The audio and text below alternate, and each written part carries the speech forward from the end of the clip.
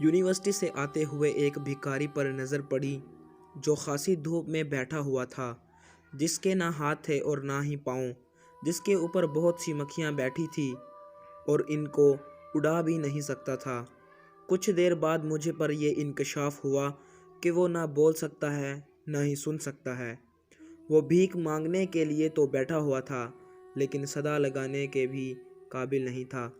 میں مسلسل اس کو دیکھتا اور یہ سوچتا رہا کہ اس بھکاری کی جگہ میں بھی تو ہو سکتا تھا، پھر اس کی جگہ پر میں کیوں نہیں؟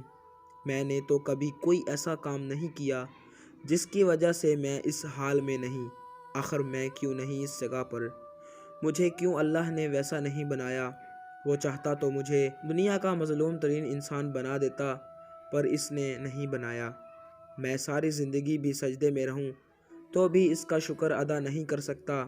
ہاتھ، پاؤں، آنکھیں، کان، سب کچھ تو دے رکھا ہے اللہ نے۔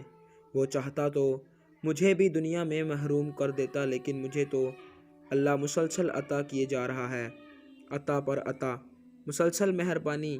میری نافرمانیوں کوتاہیوں کے باوجود مجھے دیتا ہی چلا جا رہا ہے اللہ۔ اس سارے رحم و کرم کے بعد بھی میں شکر کیوں نہیں کروں؟ ان آنکھوں کا جن سے میں دیکھ سکتا ہوں، اس زبان کا جس سے میں ذکر کر سکتا ہوں، ان ہاتھوں کا جن سے میں دعا مانگ سکتا ہوں۔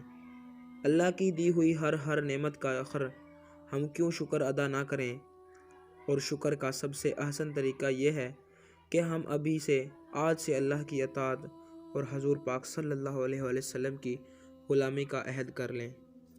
ناظرین محترم، اس طرح کی مزید ویڈیوز دیکھنے کے لیے آپ ہمارے اس یوٹیوب چینل کو ضرور سبسکرائب کریں۔